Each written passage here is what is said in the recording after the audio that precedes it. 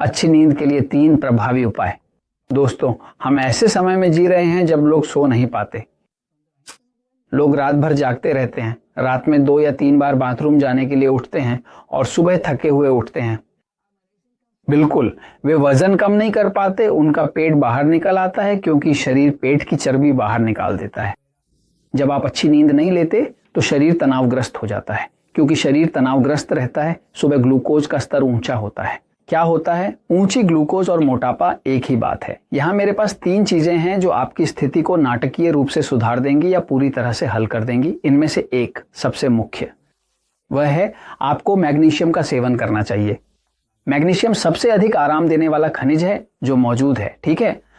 यह शरीर की 300 से अधिक क्रियाओं में भाग लेता है और जब किसी व्यक्ति में मैग्नीशियम की कमी होती है, जो कि अधिकांश आबादी 80% से भी अधिक में होती है, क्योंकि वे सब्जियां नहीं खाते, हरे जूस या सब्जियों के जूस नहीं पीते जिनमें मैग्नीशियम प्रचुर मात्रा में होता है।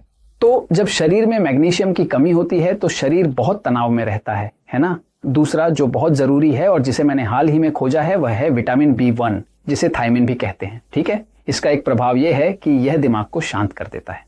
वजह यह है कि B1 उन लोगों के लिए बहुत अच्छी तरह काम करती है जो शराब की लत छोड़ रहे हैं या जो डिप्रेशन में हैं।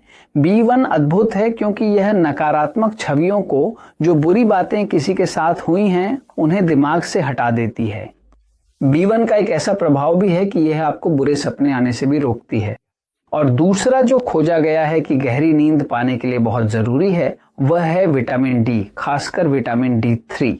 खराब नींद की गुणवत्ता की स्थितियां, यहां तक कि स्लीप एपनिया और डिप्रेशन भी, ये सब विटामिन D3 की कमी से बहुत जुड़ी हुई हैं।